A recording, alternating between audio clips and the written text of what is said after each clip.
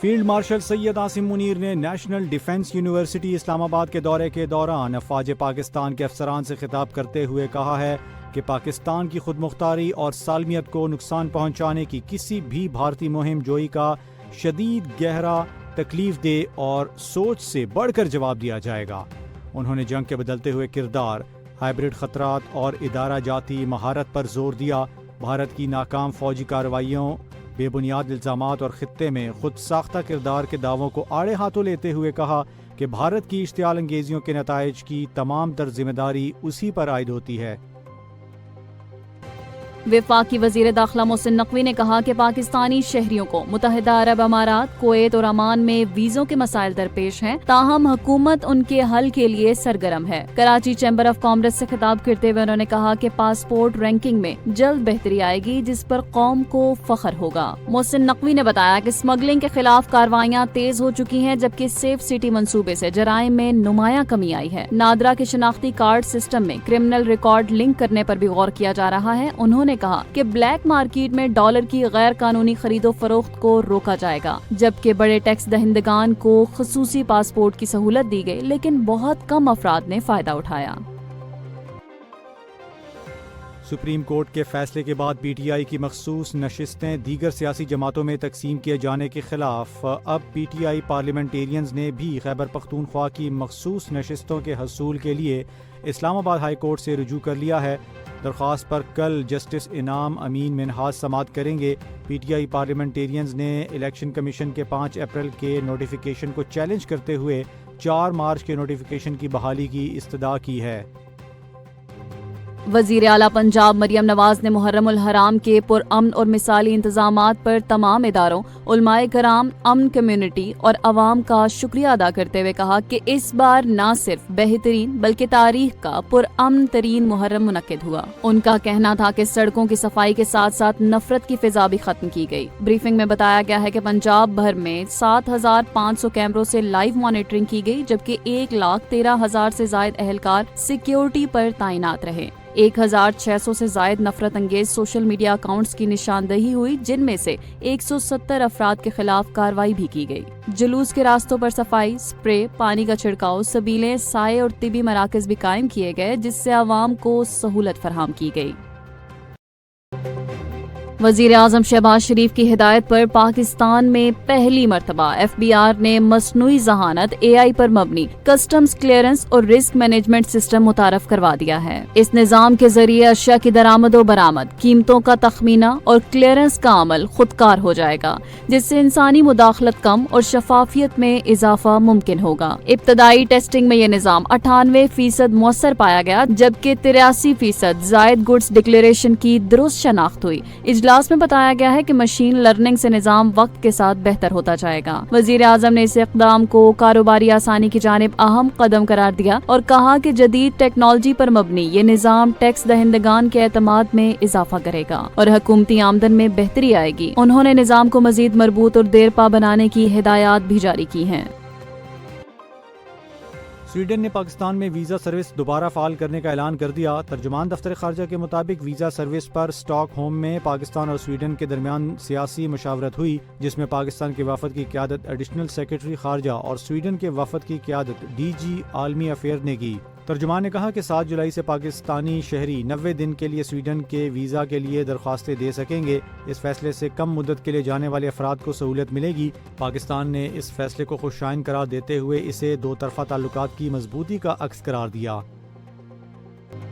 Pakistan stock market میں نئی تاریخ رقم ہو گئی ہے، جہاں 100 انڈیکس ریکارڈ تیزی کے ساتھ 1,33,711 پوائنٹس کی بلند ترین سطح پر پہنچ گیا۔ کاروباری ہفتے کے پہلے ہی روز مارکیٹ میں 1,753 پوائنٹس کا زبردست اضافہ دیکھنے میں آیا۔ گزشتہ ہفتے کا اختتام 1,31,949 پوائنٹس پر ہوا تھا، جس کے بعد آج کی تیزی نے نیا سنگ میل عبور کر لیا ہے۔ سرمایہ کاروں کے اعتماد میں اضافے اور معاشی استحکام کے اشاروں نے مارکیٹ کو نئی بلندیوں تک پہنچا دیا ہے۔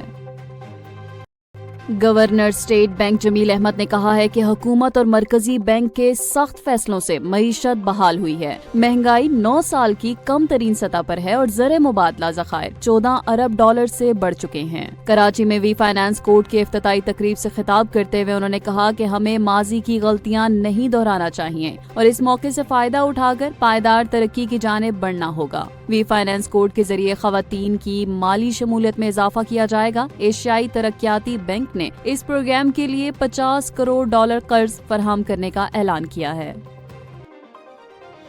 ज़र मुबादला मार्केट में डॉलर की कदर में मुसलसल इजाफा जारी है। इंटर बैंक में डॉलर 25 पैसे महंगा होकर 284.21 रुपये पर बंद हुआ, जबकि ओपन मार्केट में 24 पैसे इजाफे से 286.64 रुपये तक पहुंच गया।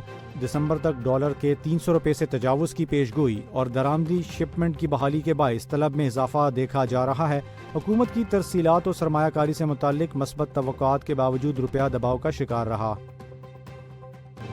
कहीं बांस के घने जंगलात में चीन की पहाड़ियों के बीच एक खामोश, सुस्त लेकिन दिल जीत लेने वाला जानवर छुपा है। कुदरत का गोल मटोल शाहकार न शोर करता है न दौड़ता है, बस बैठकर पत्ते चबाता है। एक दिन में 15 किलो बांस खा जाता है और 14 घंटे सोकर गुजार देता है। दिन में आंखें धुंधली लेकिन रात में निगाह तेज, नर्म दिल मगर अपनी दुनिया का बादशाह। इसके बच्चे चूहे जितने होते हैं और माँ इन्हें 1.5 साल तक अपनी आगोश में संभालती है। पांडा सिर्फ चीन में पाया जाता है और दुनिया भर में जहाँ भी है बस चीन की इजाजत से है। ये रीछ का रिश्तेदार है मगर अपनी सादगी से हर दिल अजीज। ये सिर्फ एक जानवर नहीं बल्कि कुदरत की मुस्कुराती हुई खामोश दुआ है। गुज़श्ता हफ्ते के सबसे ज़्यादा ट्रेंड करने वाले स्मार्टफोन्स की फहरिस्त में सैमसंग की अजादारी ख़त्म हो गई। फहरिस्त में Xiaomi Poco F7 5G, Google pixel 10 pro और नथिंग फ़ोन 3 ने बिलतरतीब पहली 3 पोजीशनें हासिल की। सैमसंग का कोई भी फ़ोन टॉप 3 में जगह न बना सका, जबकि सैमसंग गैलेक्सी A56 चौथे और गैलेक्सी S25 अल्ट्रा छठे नंबर पर रहा।